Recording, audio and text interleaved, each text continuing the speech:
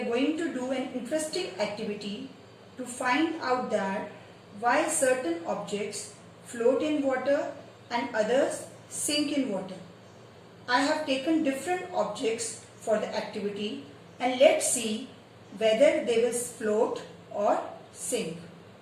First, let's take this shuttlecock and see that whether it will float or sink.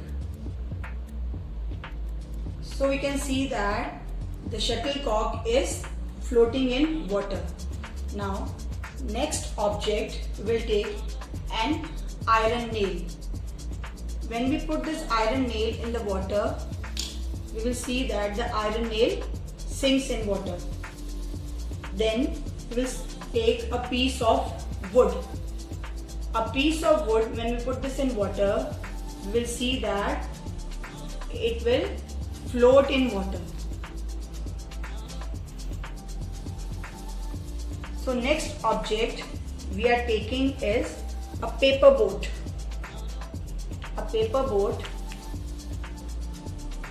see, it is also floating in water. Then we will take this metal key.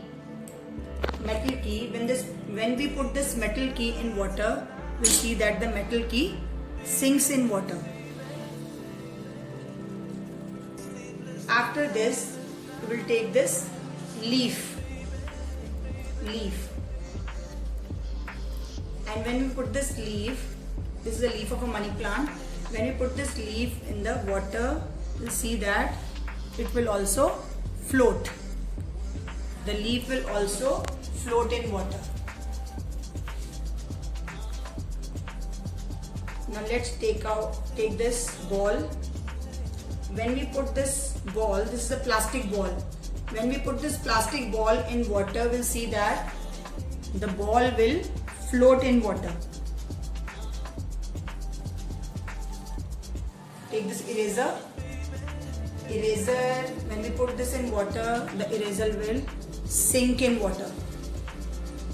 You can use different objects. If you don't have these objects, you can try this activity with another objects, whatever objects are available at your home.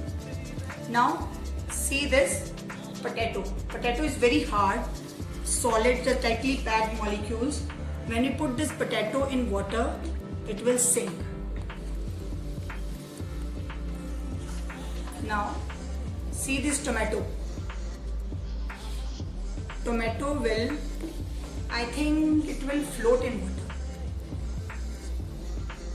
Yes, it is not totally sink. It is floating. Tomato is floating in water. So now you must be thinking that why some objects float and some sink. Let me tell you this. If the weight of an object is more than the weight of the liquid displaces, it sinks. And if the weight of an object is less, it will float. So the upward force applied by the liquid on the object immersed in a liquid is called buoyant force that helps the objects to float in water.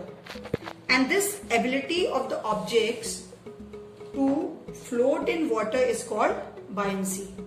So in this chapter, we will dealing with float and sink and the ability of the objects to float in water, that is buoyancy.